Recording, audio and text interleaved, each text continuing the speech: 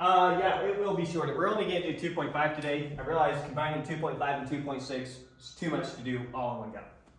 So just 2.5 today. 2.5 today, we are introducing now continuity. I told you, what are the four big ideas in calculus? Limits or derivations, continuity, and derivatives. Limits, continuity, derivatives, and integrals. Yeah. Oh, what did I do wrong? You said derivation. Oh. That must be bad. Right, you meant derivative. In either case, so we're now introducing one of our second big ideas. And I told you that there's limits, and then continuity, derivatives, and integrals, their definitions are very closely tied to limits. And so it's all about understanding limits. Now, I'm going to give you a definition of continuity that is a bit more complex and then a very simple one. I want you to see the relationship between limits and continuity, or the limit of a function at a point and a function being continuous at a point. So first off, let's remind ourselves of the precise definition of a limit. Somewhat. I left some of the words out, but got the idea right. So what do we mean by the limit of a function at a point? Okay. So the limit of some function f of x as x approaches c is the number L. Okay. When is it the number L? It's the number L if for every positive number epsilon, there exists some positive number delta, okay, such that for all x, if x is within delta of c, then f of x is within epsilon of L. Yeah, that's right. Okay. So if we were to call this, looking at this function over here, here's some function I have drawn. Okay. What is the limit of the function at c? L. It's just going to be L. Okay. Why is it going to be L? Because pick any small interval around L you see, L you want. I can always find a small enough interval around C such that it completely maps into your interval around L. Okay, yeah, that makes sense. No matter how small, how close you want your outputs to be to L, I can always find close enough inputs to C that they're that close to L. Yeah. Right? Let's look really quick at something that breaks this. Here's some other function. What's the limit of this function as the function approaches C? Doesn't exist. L. Is it up here or is it down here? It doesn't exist. Or it doesn't exist? Yeah. It doesn't exist. And let's see how this breaks the definition. Okay. A natural guess for you might have been, we'll say L right here. Yeah. Okay, if that is the limit of the function, what does that mean? It means for any small interval you pick around L, I should always be able to find a small enough interval around C such that it maps into that interval. So here we go. I pick this interval around L. There it is. Okay.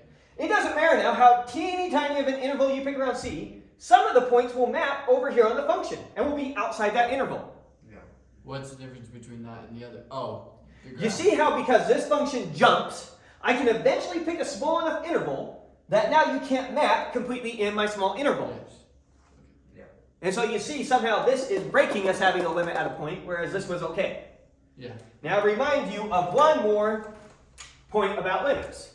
What if we put a hole here, and we had the function jump up to this point right there? Then it'd be continuous all up to that number, and then it would close. Well, the question is, what's the limit of this function? It's still L. Still just L. Yeah, it would be L. It's still just L. Yeah. Because with the limit, we don't care what happens at the point C. We only care what happens near the point C. Right. And it is still the case that for any small interval you pick around L, I can always find a small enough interval around C such that all my points map into that interval, ignoring what happens at the point C. Okay. Right? So that was the definition of a limit. What is the definition of a function being continuous? A function is continuous at a point if the value of the function at that point is the limit of the function at that point. So C equals L. So, no, if L is equal to f of C. If our limit is the value of the function at that point. Oh, yeah, that's right. What is the limit of this function at this point? It's L. What is f of C? That's clear up here. So this function is not continuous at C. Right. Yeah, but you can still say it's continuous. It's continuous to the left, it's continuous to the right. Yeah. We're talking about the point C. Yeah. Is this function continuous at C? No. No. How do you know? Because the limit of the function is this value, and yet the value of the function is up here. Okay. Yeah. If the limit of the function and the value of the function coincide, they're one and the same, Then it would. then the function is continuous at that point. Yeah. But that's like saying any of the points that are already there. Right. We're just talking about at a particular point. Yeah. So obviously it was continuous here, here, here, here. Now it's continuous there. Yeah. Again, with the majority of the points on the functions we talked about, almost always it's going to be a continuous point. Yes. Almost always the value of the function is the limit of the function. Yeah. Right? We're only interested in the strange points where that might not be the case. Well, for actually, yeah, you're right there. Right. So, now here's the definition, the epsilon delta definition of continuity. Here, and you're going to see how closely related it is to this. The function f of x is continuous at C if, for every epsilon greater than 0, there exists some delta greater than 0, such that for all x, if x is within delta of C, f of x is within epsilon of f of C. As x gets arbitrarily close to C, f of x gets arbitrarily close to f of C. So you're just replacing L with C. All you did is replace your L here with f of C. Right. Okay. So instead of it going to some limit point, it's actually going to the value of the function at that point. That is the limit point. Or in other words, here's a nice pretty way to say it. F of x is continuous at C if and only if the limit as x approaches C of f of x is f of C. If the limit at the point is equal to the value of the function at that point, then the function is continuous at that point. Okay. You see it? Yes. Yes. It's a very simple definition if you're already comfortable with the definition of a limit. This is trivial compared to the definition of a limit. Yeah. The only hard part about it is whether or not you understand the definition of a limit. Yeah. And for those of you who took topology, we showed how this was a special case of continuity based off of our topological notion of continuity. That's pre-images of open sets or open sets. Yes, How does that follow? the pre-image of open sets or open sets, this is an open set. Okay. Oh. It's an open interval, an open ball, Yeah. mapped to from here, is how you can set it up. I see that. Because keep in mind, this whole thing maps up through, and its mapping is going to still be an open interval. This thing's mapping would not be an open interval because it jumps. Yeah. Yeah. Yeah. We did that. That's right. I remember. Okay, so now that we hopefully got your intuition down, gave you the definition, let's go back in the same picture we talked about last week and talk about some of these interesting points, 0, 1, 2, 3, and 4. Okay. Oh, one more definition. How do you deal with endpoints? Let's say that you've got some function only defined on a closed interval. So now let's pretend that this function was only defined from right here up to right here. What about at the endpoints? It only falls in with the domain, right? If it's in the domain. But is the function continuous at that point? At an endpoint? It wouldn't be. It wouldn't that be much. because it doesn't approach the of limit. C. Because you don't have a limit at these points. Right. So you have to use a right or left. Why can't you put a limit right there? Oh, yeah, you're right. Okay, I see it, yeah. Okay. You have a right-hand limit here, Yeah. and you have a left-hand limit here. Yeah. So for the endpoints, we say that your left point is continuous if the right-hand limit of the function is equal to the value of the function at that point. Similarly, your right-hand point is continuous if there's a left-hand limit and that left-hand limit at that point is equal to the value of the function at that point. Yeah. Okay, so that's all this is going to say. F of x is continuous at the left point, a, I'm assuming, where your function is defined on some interval from a to b. That's what my a and b are referencing here. Sorry, that was terrible. Okay, so assume you got some function defined on a closed interval from a to b. Okay. The question is it continuous at these points? That's what this definition is gathering. Which that's A and B are the domain. A is the start of the domain, B is the end of the domain. The domain is a closed interval, A to B. That's the domain. Okay. Well, if it's an open circle, then it would not include it. Right. Is that right? If it was an open circle over here, then it would have been Yeah. A to B. Okay. If we made that an open circle. Okay. That makes sense. In which case, we could just use the standard notion of continuity that we already have. It's only in the case where it's a closed interval that we now have to talk about those endpoints. Okay. Okay. So, f of x is continuous at the left point A if the right-hand limit at A of f of x is equal to f of A, and at the right point B if the left-hand limit as x approaches B of f of x is equal to f of B. Is that if and only if? Yes. Which. Pretty much all of these are. Our author only ever says if in a bug key. And sometimes I write it. Okay. So now, pictures. Let's talk about what the limit is at each of these points, 0, 1, 2, 3, 4, what the value is at those points, and whether or not the function is continuous at those points. Okay. So starting at 0, what's the limit? It's not defined. There is no limit, but there is a left-hand limit. Yes. If we're approaching from the left, Right. That's right. A left hand limit of 1. made me realize I made a mistake up here. You take a left-hand limit, approach from the... That's the polynomial. No! What am I doing? It's because I'm turning facing you guys. Getting myself confused, because now I'm oriented. Whether I'm facing this way or facing this way. Okay, so what is the right-hand limit here? If we approach from the right, It's 1. it's 1. Yeah. So it has a right-hand limit there. What's the value of the function there? 1. 1. Those are the same thing, so it is continuous at that point. So I'm dead. Only for the right. For that. Or- That's what we mean for endpoints being continuous. Okay. Can you have more than 2 endpoints in a function? Not defined on some closed interval. And then you can just view it as a... Doesn't that function have 3 endpoints? 4. No. 4? Technically, Oh. one is- This function starts at 0 and ends at 1, or ends at 4.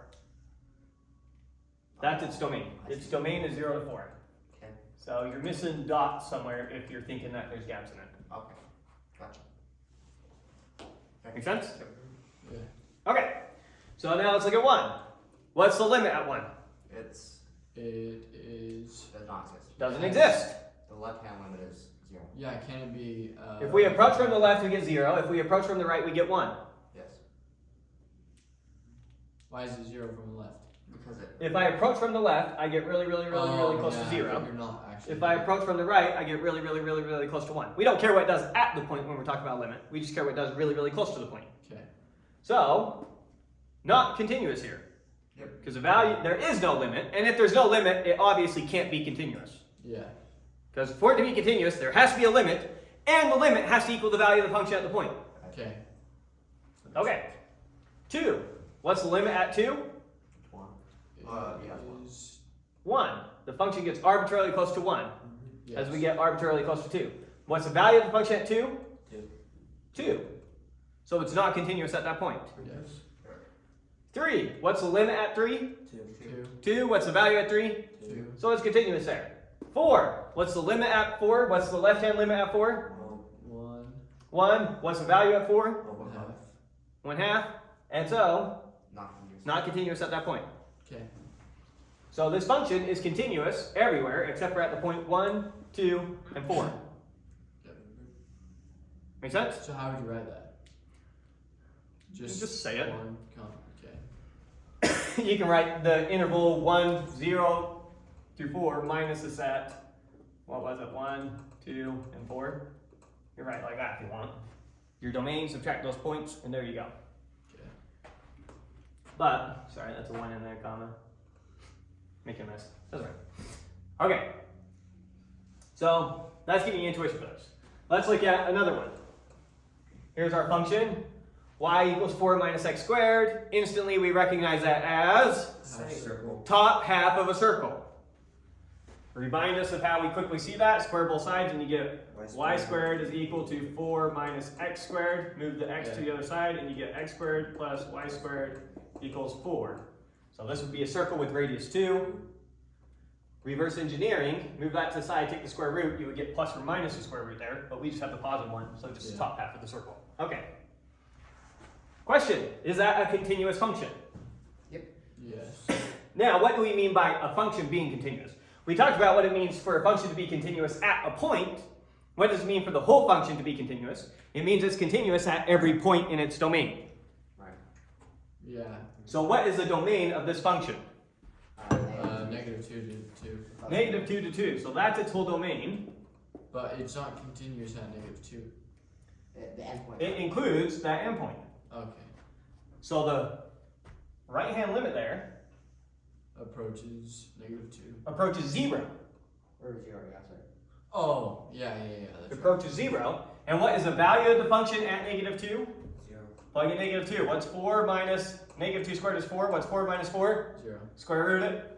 0. 0. So the limit at negative 2 as we approach from the right, and the value of the function at negative 2 coincide. Okay. Okay. So that function is continuous everywhere. Right? Okay. How do we prove that? Using this definition is how you would prove it. You just have to take an arbitrary point on it and show that this holds. What does arbitrary mean? Huh? I searched it up a while ago, but I still don't really understand it. The definition of arbitrary. Arbitrary, it's not a particular one. You're just thinking about a representative. Okay. Like a variable is Just a number. Yeah, It's not- for example, I tell you x is greater than 2. True or false? X is greater than 0. If you know this is true, do you know? Yeah, we're missing Audrey. If you know this is true, do you know this is true? Yes. But what's x? Who knows? A number greater than 2. Okay. And then It's an arbitrary number that's greater than 2. Okay. When I say use an arbitrary point, some point on the circle. Some point x comma y where x squared plus y squared equals 4. Which one of those points? I don't know. Just one of them. Just pick one. Okay. Yeah. Just one of them. That helps. Okay. Next one. The floor function or the rounding down function. Yes. Plotting this out. What's 0 when we round it down? 0. What's 1/2 when we round it down? 0. What's 0.999 when we round it down? 0. So we got 0, 0, 0, 0. What's 1 when we round it down? 1. So it jumps up to 1 at 1. So we don't include 1, we jump up to 1. And then all the same. And 1, 1.5, 1.9, 1.99999. Once we get to 2, we jump up again. So it's basically a constant function that just jumps up. Right, it's the rounding down function. So it's always just smoothing off the decimal places. Well, how would it be constant from the approaching? Well, I think about an infinite number of constant functions jumping up. Yeah. That makes sense. The point is, it's constant on those intervals. How's it constant on the open circle? You're overthinking what you're saying. All I'm saying is it's a constant function on the intervals n to n plus 1 open circle. On that interval, the function equals n. Yeah. That's all I'm saying. Okay. Okay, and those are also the intervals under which this function is continuous, Okay, yeah. except for don't include this point. Why? Why don't you include it? The function is not continuous at that point, Yeah. right? Gotcha. So the function is continuous. Pick any integer n. 3. It's continuous from 3 to 4, not including 3, not including 4. So 1, 2, 3. From here to here, our function is continuous, Except not including the endpoints. Okay. So where is this function continuous? On any open interval n to n plus 1, where n is any integer. Yep. So n to n plus 1, you might say for all little n in the positive integers. Okay, that's where it's continuous. Okay. Outside of that, it's not continuous. Yeah. Names for these different types of discontinuities, I can't remember what exactly he called it. He calls a discontinuity like this where it jumps, like a gap discontinuity or a step discontinuity, something like that. And then where it's a single point missing, like this one, then we call that a removable discontinuity. That's right. One that you can somehow fix. You can plug in a point and fix the problem. Yes. Yeah. So these ones you can't fix by just plugging in a point. Ones like this, you can fix just by plugging a point, if that point wasn't there. Yeah. Okay, just some terminology. All right, let's move on to another function. This one's for you guys. So I got f of x is equal to 1 over x. It is So- continuous. Think about this function for a second. It If is you plug in a really, really big value for x, what's 1 divided by a really big number? Very small. really A very small number, so as you get really big, it gets really small. And if you were to plug in something like 1/1000th into there, what's the reciprocal of 1/1000th? 10. 1000. Yeah. The reciprocal of 1/1000th is 1000. Right. So you take the reciprocal of 1/1000 and you jump up to 1000. Okay. And so this function shoots up. Yeah. Similarly, if you picked a really small negative number, if you pick negative 1/1000th, you get negative 1/1000. So negative 1/1000, just 1/1000 to the left, and it's already down negative 1000. Yeah. It's continuous though. It's not. So is this function continuous? Yes, it is. No. He says yes, you say no, we need a tiebreaker. No. No. How could it be continuous? Look at this point right here at 0. The Undefined. domains. The domain is 0 in this function's domain. Oh, it's not. No. It's not defined as 0. 'Cause So the this function values are- is a continuous function But what about the? because it's continuous everywhere in its domain. Asking, but what about this function at 0? It's like going up to this function and say, what about at 5? Yeah. 5 wasn't in its domain. What are you talking about? 0 is not in its domain. So it's true that this function isn't continuous at 0, but 0 is not in its Zeros, domain. Yeah, not in it. So it's still a continuous function. It is continuous at every point in its domain. That's going to be one of the gotchas. Make sense? No. Okay. Question. Which of these functions are continuous at 0? A. So A, we're saying that's continuous at 0. Yep. Yes. B, No. No. no. It jumps. What about at C? No. It jumps. No. And what about D? Undefined. It's undefined. Undefined. So, oh, I think this is where the author names it. He calls that one like a removable discontinuity, that one a step or jump. gap jump discontinuity, Yeah, that something one's like a that. This one is an infinite discontinuity Yeah. at 0. This is infinitely discontinuous at 0. Now this function that we have drawn here is probably a continuous function. But at 0, is it continuous? It's No. undefined. Right, and so the name of that discontinuity, the author calls an infinite discontinuity. Yeah. He would have also called this one is infinitely discontinuous at 0, where it's shooting off to infinity. And then finally, here's an interesting function. Yeah. I don't know why there's a 2 there. Okay. Looking at this function, f of x is equal to sine of 1 over x. What's the domain though? What can you plug into here? Anything. Everything except 0. Oh yeah, that's right. Can't plug 0 in. Everything but So the domain is everything but 0. But let's think about how this function behaves at 0. near 0. Sure. Okay. So this function is a sine of 1 over x, right? Yeah. Plug in a number. Let's plug in, trying to see how this behaves near 0. Plug in 0.01, 1/100. Well, that's the reciprocal of 1/100 is 100. It's a sine of 100. Now let's go a teeny bit more to the left and go to 1/1000. 1,000. Well, that's a sine of 1000. So think about that. In going from 100 to 1/1000, going that teeny distance, we went from sine of 100 to sine of 1000. Yeah. How much does sine need? How many radians does sine need to go back and forth once? Yes. 2 pi. 2 pi. Roughly 6.28, right? Yeah. We'll say roughly 6 1/4. Yeah. If it goes from 100 to 1000, how many oscillations does it make back and forth? Too many. Well, in 625, it makes 100 back and forth oscillations, and this is going through 900.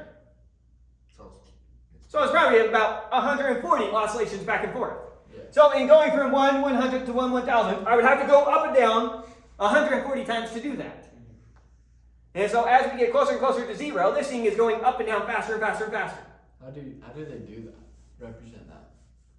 We don't. We give up and we explain it. Because it blows Can't up. you just color it in? You could have made the whole thing red, I guess.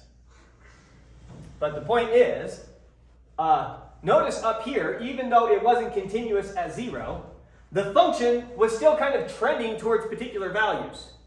Yeah. Right? This one, they're both kind of shooting up to infinity. This one, if you come this way, it's approaching 2. If you come this way, it's approaching 1. What is this even getting close to? It's not. It's not. It's all over the place. So this is called an oscillating They're all discontinuity. getting closer to 0, aren't they? No. As my function gets closer and closer to 0, what does the output get closer and closer to? Oh yeah, you're right. It doesn't. It just jumps up and down faster and faster and faster. That's strange. Yeah. Yes, it is strange. So, introducing you to the different weird types of discontinuities. Okay. The common different types of discontinuities, I should say. Okay. Now, since continuity and limits are almost identical, all our rules for limits are also true for continuous functions, for the most part. Okay. What does that mean? If f and g are continuous at some point x equal to c, then so is f plus g. At that point, see? Yes. If f is continuous at c and g is continuous at c, then f plus g is continuous at c. Right. Okay. Makes sense. Make sense? Yeah, it makes sense. And intuitively, how might you go around proving that?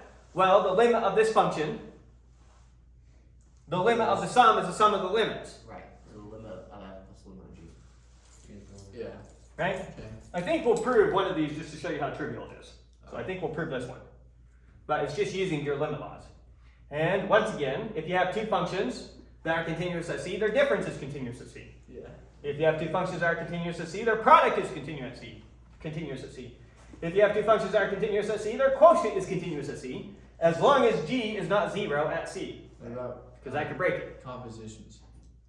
Compositions is going to be our last one here. Oh. Take it one at a time. If k is a constant, k times f is still continuous at c. If you scale a function by a constant, that didn't make any holes or get rid of any holes. Yeah, that's true. Okay. Okay. If you take a function and you multiply it by itself n times, you raise it to the nth power, where n is some positive integer, it's still going to be continuous at c. So it's pretty much everything you can do to it. Yeah. We're almost always working with continuous functions or functions that are continuous for the most part. Yeah. And it's only particular points where they break.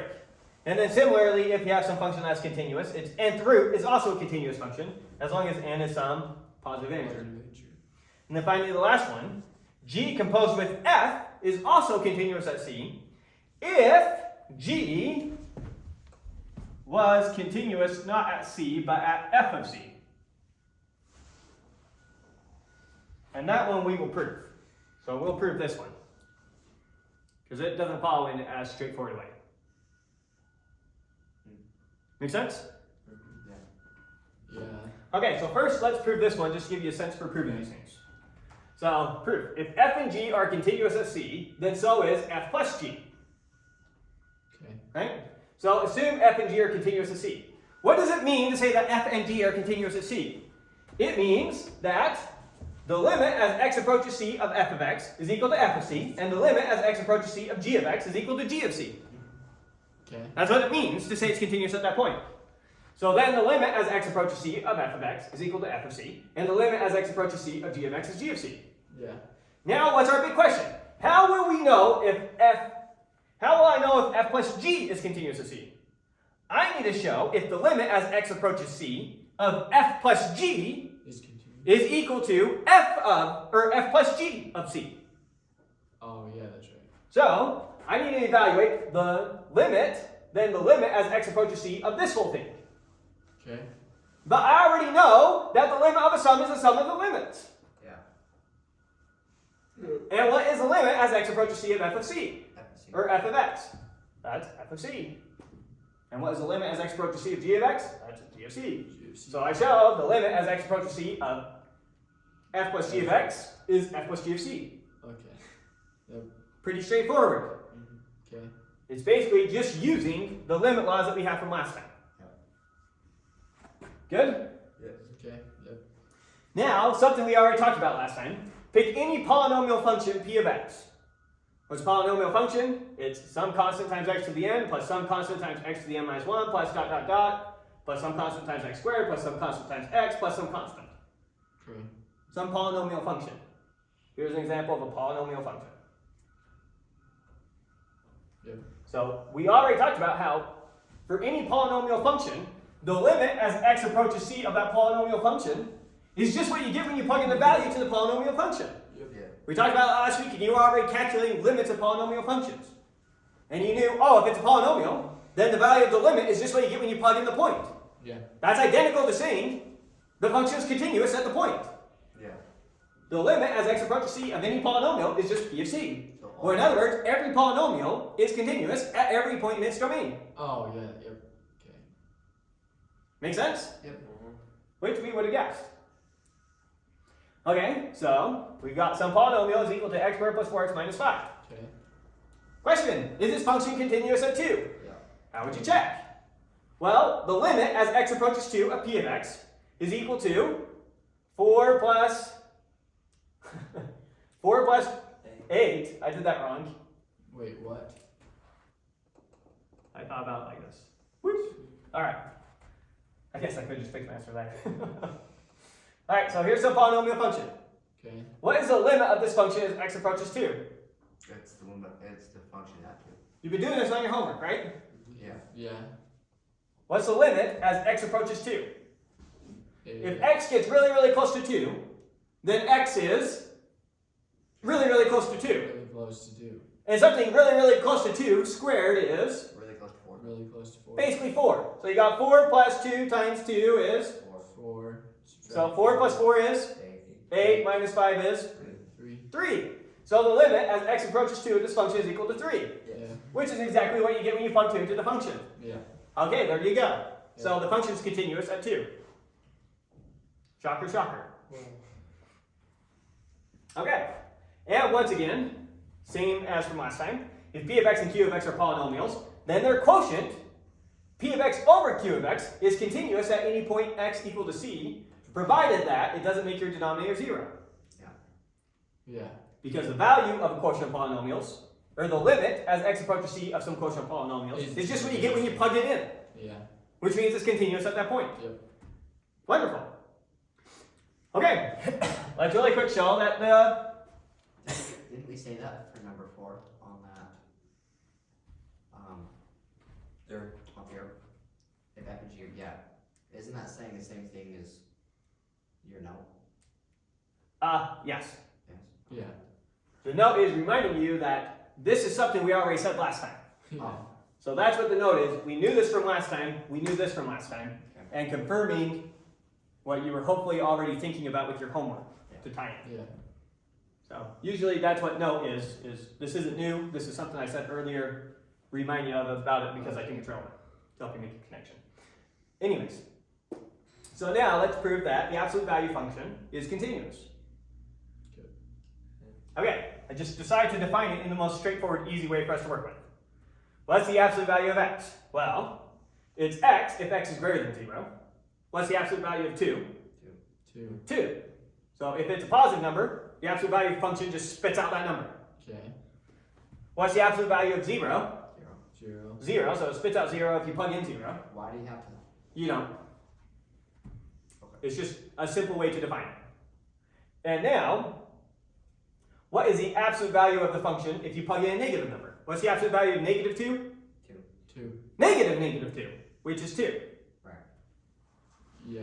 So if you plug in negative 2, it spits out negative 2, which is 2. That's confusing to look at, but I see what you're saying. Well, hopefully it's not confusing to look at. Plug in an x equal to negative 2. What is the absolute value of negative 2? Well, let's see, is negative 2 greater than 0? No. Is it equal to 0? No. Is it less than 0? Yes. So you spit out negative your input. Yeah. So spit out negative your input, which is equal to 2. Yep. Okay. So now we've got this function. Question, is it continuous? Well, first off, notice that it's continuous on this whole interval. This whole piece is continuous. Yes. How do I know? Just turn it- Because it's just x, which is a polynomial, which is continuous. Yeah. Or you can quickly evaluate the limit. That's one of the things we also did last time. We calculated the limit of the identity function and the limit of the constant. Yes, it It is. shows how the limit of an identity function is just that number, and the limit of a constant is always just a constant. Yeah. Okay. So we already know, yes, this is continuous. Cool. Negative x, same thing. Yes. So we know that this one is continuous. Cool. Because you can think about that as just negative 1 times x, pull the negative 1 out, evaluate the limit of x, then apply the negative 1. Okay, so all that remains to deal with is this point at 0. Right? Which is just a constant. Yeah. Well. Isn't it? Well, the value of the function at 0 is 0. But we can't take the limit at 0 like that. We have to take its right-hand limit using this, and its left-hand limit using this. Sure. Okay. How do you And then if those come out to the same value, then that's the limit at 0, Which is 0. which is going to be 0. And so how do we check that? We say, what is the limit as x approaches 0 from the right of the absolute value of x? And since we're approaching from the right, we're only using positive numbers. So what's the absolute value of a positive number? It's just that number. So this is just the limit as x approaches 0 from the right of just x. And now we know how to evaluate that. That's just 0. Yep. Yeah. Right? So it is continuous. Well, almost. We got to check the left-hand side now. Well, wouldn't it be the same thing? It's going to be basically the same thing. What is the limit as x approaches 0 from the left now of absolute value of x? That's equal to the limit as x approaches 0 from the left of negative x, which is equal to, now we know how to evaluate that limit, 0.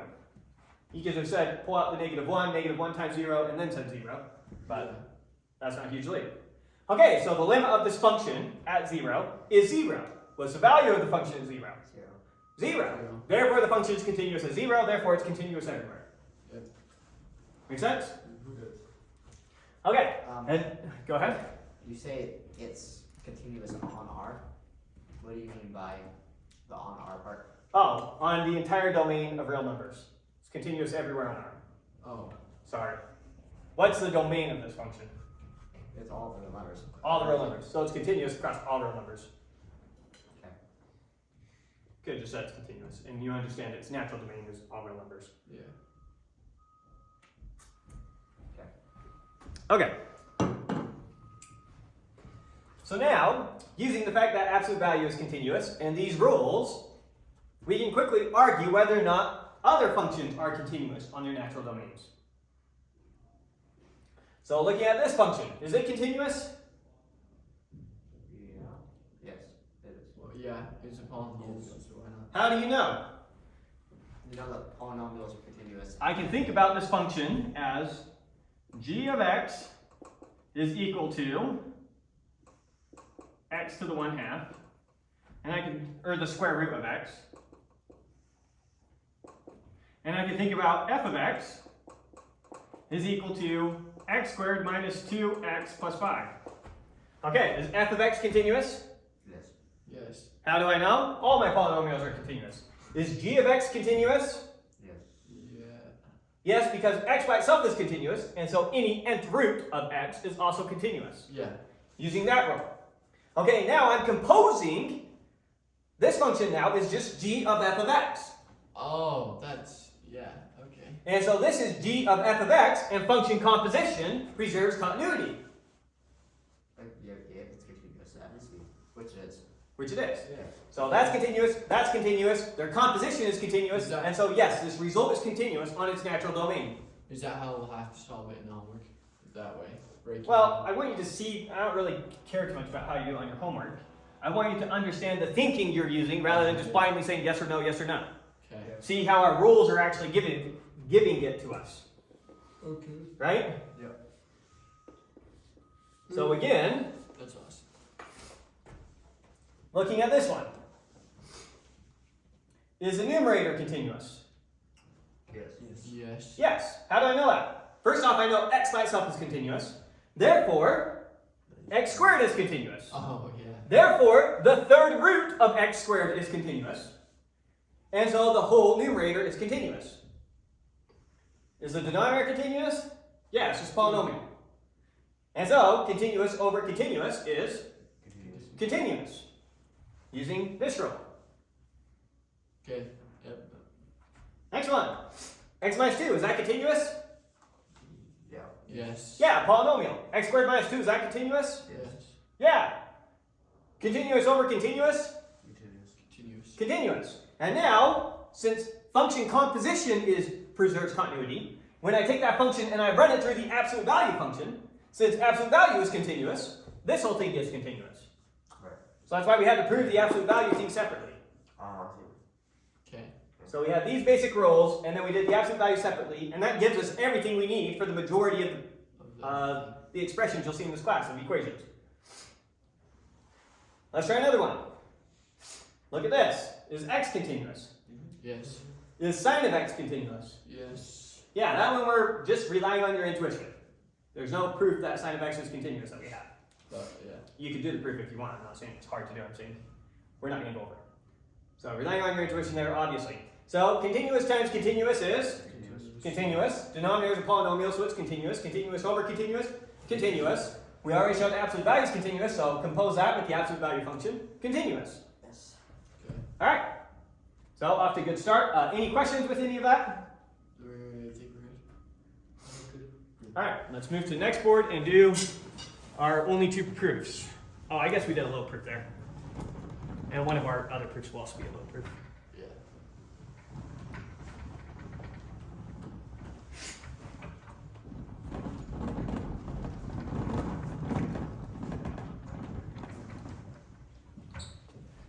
Just make sure the camera's good.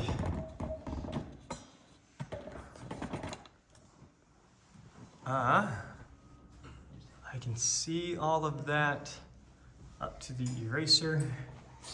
So, don't let me go past here. I'll be off camera. Okay. Don't need the marker anymore. Using chalk. Going to prove our first big theorem now. The only big theorem in this section. And then the fact that function composition preserves continuity is going to be a corollary of this theorem. So this theorem is going to say something a little bit more general. This theorem is going to say that if g is continuous at a point b, and the limit as x approaches c of f of x is equal to b, then the limit as x approaches c of g of f of x is equal to g of the limit as x approaches c of f of x is equal to g of b. In other words, this is saying when you have function composition, you can move the limit inside. Oh, okay. That's essentially what it's saying. So it's okay. Since I'm going to be composing f into g, I'm doing g after f of x, or g of f of x. I'm going to think about g as a function in terms of y as my variable, just to help us keep things straight with our proof. Okay. Anytime I put a y, I'm talking about an input to g. Anytime I put an x, I'm talking about an input to f. And then you can think about y equals f of x, since y is our inputs to g. Make sense? Yeah. Yep. Okay. So, let's do this proof.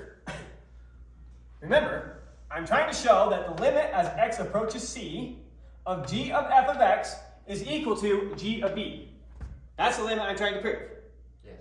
I need to show that for any epsilon you give me, if g of f of x, if x is within delta, let me say this one more time. For any epsilon you give me, I need to find a delta, such that if x is within c of delta, then g of f of x is within epsilon of g of b. I'm trying to prove that this is the limit of this thing. Yes. Okay. So this is like the big L we've been using. Yep. Good? Yep. Okay. So let g of y be continuous. I know g of y is continuous. What does that mean? That means the limit as x approaches any point of that function is just a value of that function at that point. Yeah. Yep. Okay, so let g be continuous, and let the limit as x approaches c of f of x equal b. Okay. Notice that we were saying that this is a more general theorem than just proving function composition preserves continuity, because we're not assuming f is necessarily continuous. So f being continuous is going to be a special case of this. Yeah. Oh, okay. And that would be a special case where b happens to be f of c. Okay. So we'll do that. It's going to be a quick corollary after here. I just want to see how it's a little bit more general. Okay. Okay. So let epsilon be any positive real number. Okay. Now just put in writing here what we're trying to show. Let you see it in writing. We're trying to show that I can find some delta such that if x minus c, if the distance between x and c is less than delta, then the distance between g of f of x and g of b is less than epsilon. Okay. So what I put in parentheses here is what we're trying to show. Yeah. I need to find the delta that satisfies that. Okay. Now I know that g is continuous. Yeah.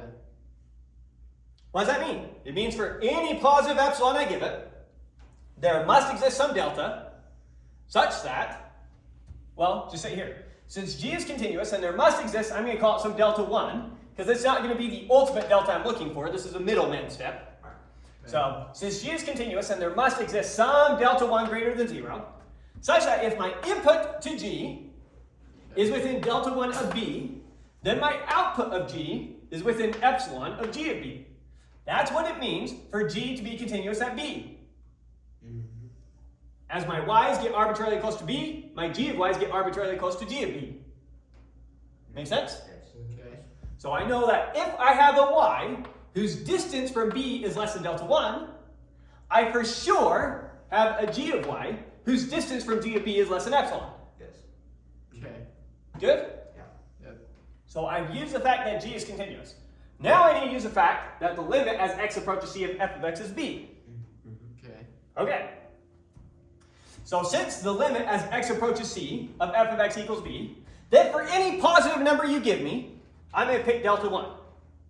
But for any positive number you give me, there must exist some delta Yes. such that if x is within delta of c, then f of x is within that positive number, delta 1, of f of c. Okay. You with me? Yes. So then see what must be true. So then, if x is within c of delta, then f of x is within delta 1 of f of c. That's this line right here. Yeah. You see this line is right here. Okay. But what is f of x? That's y. And what is f of c? That's b. B. Yeah. Okay. And if I know that y minus b is less than delta 1, what do I know? I know that g of y minus g of b is less than epsilon. Oh, okay, I see it. Okay. So I found it. Here's my delta. If x is within delta of c, then Yeah. g of f of x is within epsilon of g of b. Okay. So we found it. Therefore, the limit as x approaches c of g of f of x is equal to g of b. And we're done. Okay. Good? Yeah. Now let's quickly prove that continuous functions preserve Continuity.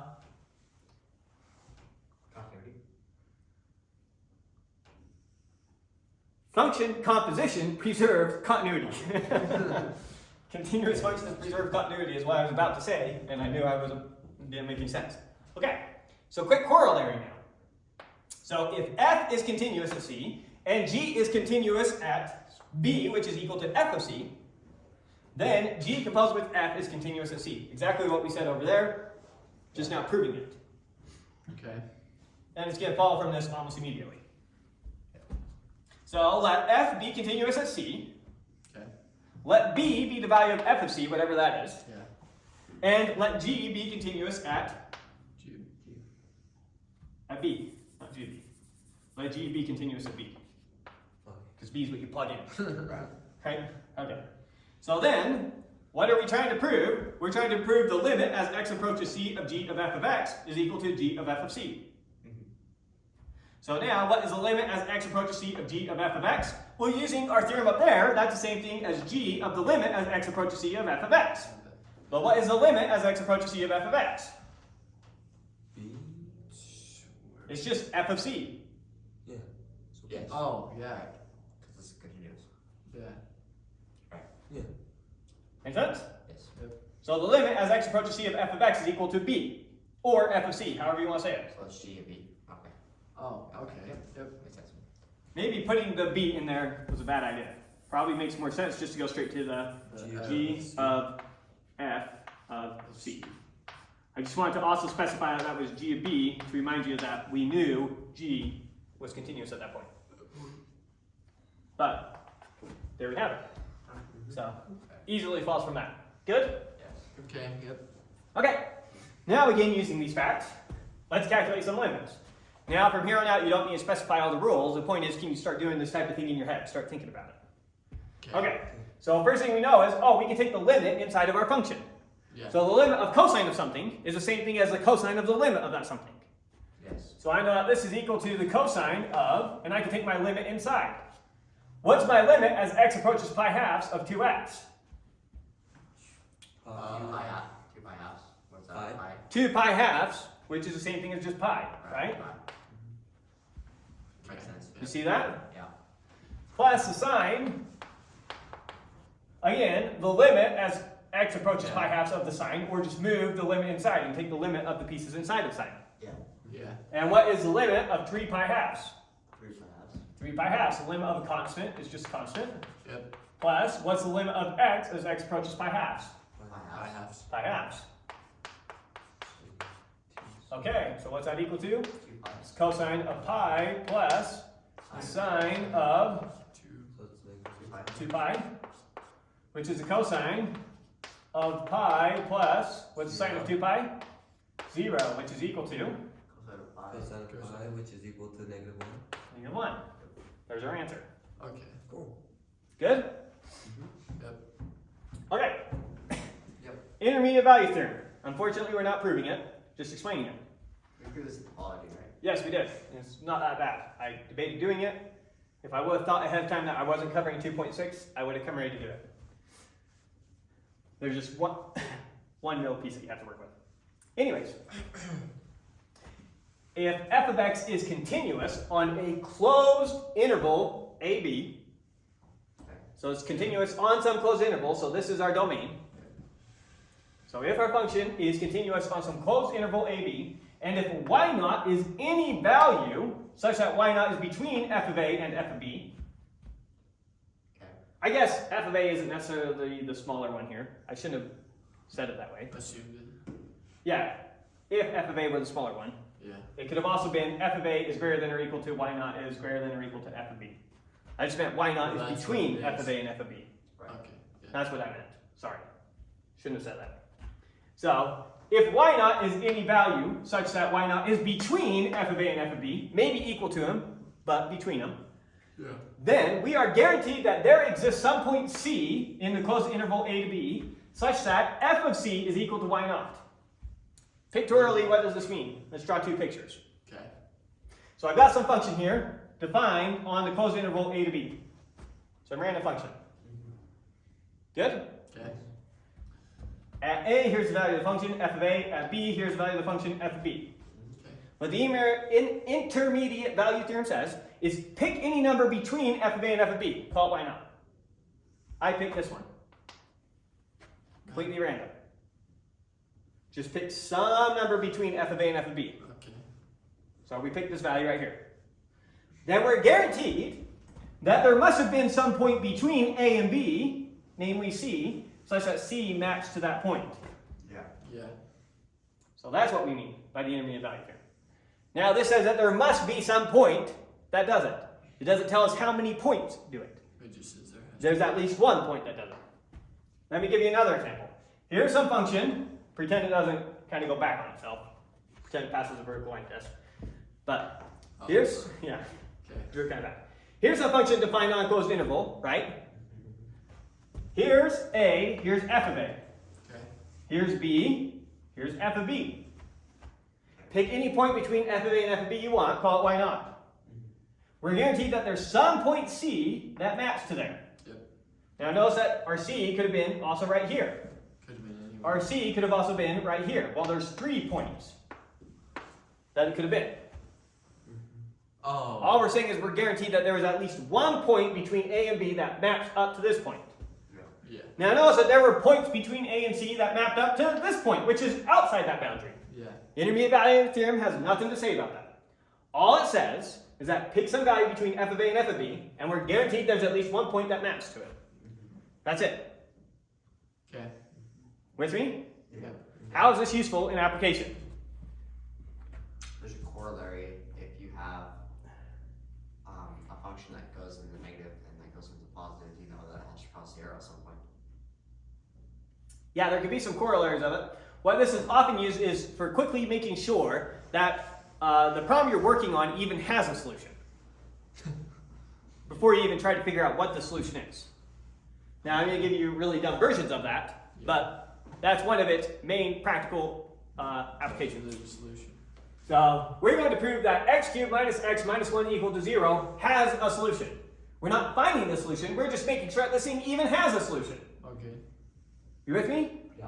So let's think about f of x as equal to x cubed minus x minus 1. Okay. Question, is f of x continuous?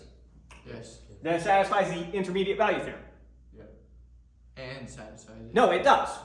The intermediate value theorem is true for all continuous functions. Oh. Defined on any closed interval. Pick any closed interval I want, that's a continuous function on that closed interval. That It is correct. Yeah. follows the intermediate value theorem on that interval. So now, what is f of 1? What do I get if I plug 1 into this function? 1, 1, 1. Negative 1. Negative 1. What do I get if I plug 2 into the function? Oops. Yeah, I was gonna say that. 2, 2, 2. 4, 1. Try again. 3. Oh. 5. What is 2 cubed? 8. 5. Right, and then minus 2 and then minus 1. I was I still wrote that thinking when you said X it. squared. Oh. Oh, sorry. That is a cube. Alright. So, this function is negative 1 at 1, and it's 5 at 2. Right? Yes. So I'm guaranteed somewhere between 1 and 2, it spits out 0. Oh.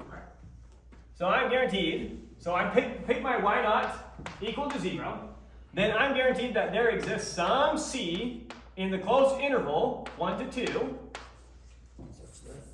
such that f of c is equal to y naught is equal to 0. How so though? My function is, so for f of 2, write it really small here, f of 2 we got 5, right? Yeah. So my function is negative 1 here, and it's 5 here. I know, but like, you can't plug in 0 there for x. You can. We're not saying plug 0 into this function. If you plug a 0, you get what? Negative 1. Negative 1. -1. You get 0. Yeah, but negative 1 does not equal 0. We're not saying it does. All we're saying is f of 0 is equal to negative 1. Who cares? Okay, I could have used that instead. Well, look. Okay, never mind. Let's say this again. What's f of 0? F of 0 is negative 1. And what's f of 2? 5. 5. So whatever this function looks like, who knows? Over here 0 is down here at negative 1. Over f here of 2, it's up at 5. F of 0 is negative 1. Yes. F of 0 is negative 1. Or f of 1 is negative 1. F of 1 is also negative 1. Who cares? Okay. Oh, okay. I don't care what this function does. Here's what I know about the function. How are you plugging in 0 and getting out negative 1? What's 0 cubed? 0. Minus 0. 0. Minus 1. Negative 1. But it does not equal 0. That's an incorrect statement. F of 0 is equal to negative 1. When you plug 0 into the function, you get negative 1 out. Oh, okay. I'm holding it to different. It's also the case that when you plug 1 into the function, you happen to also get negative 1 out. Okay, yeah. I'm holding it to different things. Alright, so whatever this f looks like, who knows? Maybe it looks something like this. Yep. Whatever it looks like, since it was negative down here, and since it was positive up here, I'm guaranteed somewhere in between it was 0. And all numbers in between those two. And all numbers in between those two. I'm guaranteed somewhere in between it was 4. Somewhere in between it was 2. Somewhere in Yeah. between it was 1. That's what the intermediate value theorem says. Right.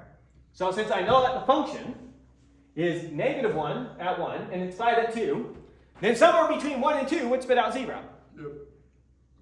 And I could do some numeric approximations to try and find that point and get as good approximation as I want as I zoom in on it.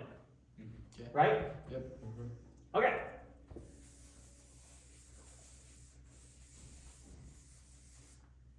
Someone actually cleaned the eraser. My goodness. That's probably bad. Alright. Next. Let's prove that this thing has a solution. The square root of 2x plus 5 is equal to 4 minus x squared somewhere. Some. Alright. Okay. Okay. Well, we can't argue that it's there. Well, I'm going to prove to you that this is true at some number. There is a number that makes this true. Yep. No clue what the number is. I'm going to prove to you that there is a number that makes it true.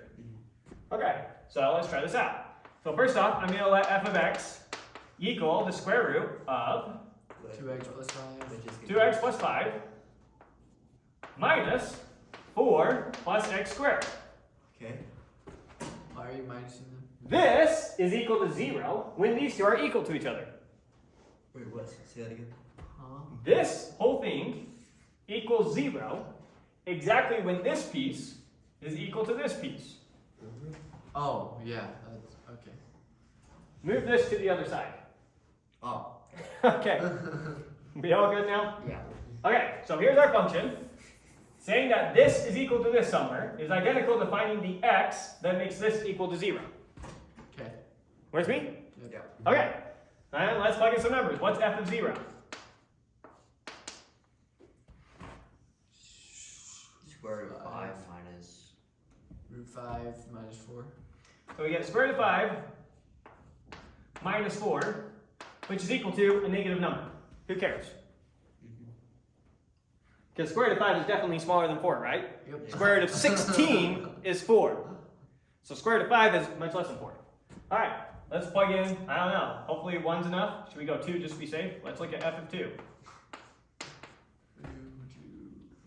4, 9, 3 minus 8, 1.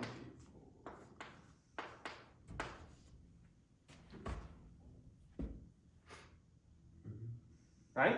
Yep, that's right. Yeah. Pretty sure. Okay, so at 0, it's some negative number. At 2, it's 3. Yeah. So I'm guaranteed that there exists some c inside the closed interval, 0 to 2, such that f of c is equal to 0. So wherever that point c is, it's this value that makes that equation true. And you could narrow in on that c if you wanted using numeric approximation. But we narrowed it down from the whole real number line to that little portion of it. Pretty good. Yep. Okay. Last concept we're going to talk about is continuous extensions. Continuous extensions are what we're going to apply to functions that have these little holes in them. So if I've got some function going along and it's got a little hole and then it goes on its merry way, if I could just plug that hole somehow, then I've suddenly gotten a completely continuous function. Yep. So we're going to start with functions that have a little hole, and we're going to define a new function that is a continuous extension of the function that we were given. And that continuous extension is now going to be a continuous function. Or at least it will be continuous at that bad point. Sometimes we can only clog one hole but not the other. Yep. Right. Or sometimes we clog the hole, but the function also has another discontinuity, like an infinite discontinuity. Yeah. Okay, so give me examples of that. So I've got this function, sine of x over x. Okay. Where is this function not defined? 0. 0. 0. Could we somehow plug that hole and get a continuous function out of it? Yes. Yeah. If you line did it. the- And we can if the function has a limit at that point. Right, which it does.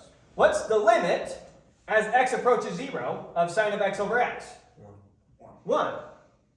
That was one of our big... That was, yeah. Okay, you remember that now. So I'm going to define this new function called big f of x. Okay. And as long as you're not plugging in 0, we're going to spit out sine of x over x. And if you plug in 0. 0, then we're just going to spit out 1. And so before, if we were to look at that function, it would have looked something like this. Close to 1, it would have looked something like this. It's going to be like a sine, well, shouldn't say that. But, so that's what it would have looked like close to 1 or close to 0 before. And all this new function does is it looks identical everywhere else except for we filled in the hole. That's all we did. Make sense? Yes. Try another one. We don't need anything over here, right? I'm going to move my camera so that we can use some of that scratch space.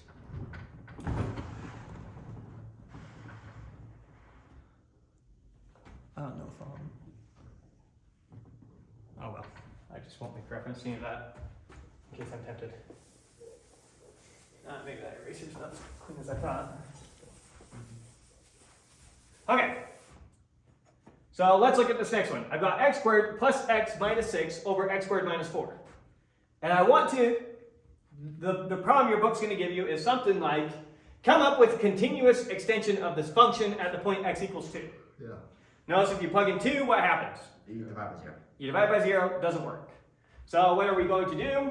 We're going to rewrite this. This is f of x is equal to, factor this. So I'm looking for two numbers, added together give me positive 1, multiplied together give me negative 6. 3 and negative 2. Positive 3 and negative 2. Yep. Over, factor this, difference of squares, Negative 2.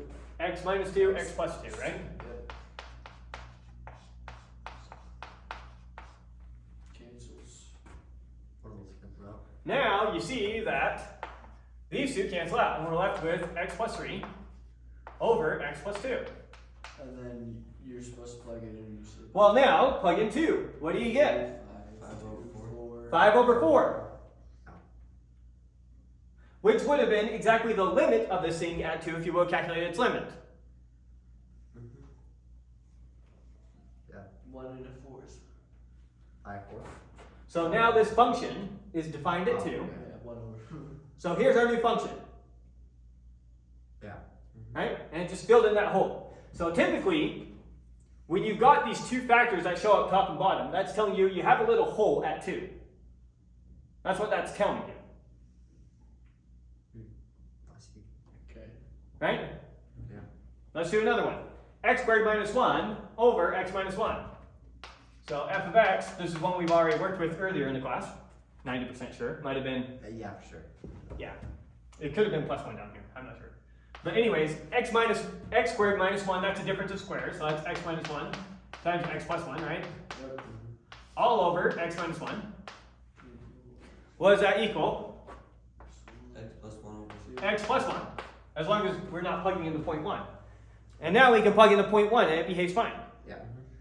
And so if we were to graph the original function would have looked like this. Here's the graph of this thing. Yeah. Yep. If you would plot the points and carefully do it, you'd see that it comes out to that. And now what's the graph of x plus 1? That's this thing. The hole's filled in. Yep. So that's all that's meant by a continuous extension. It's just filling in those holes. And we'll get those problems.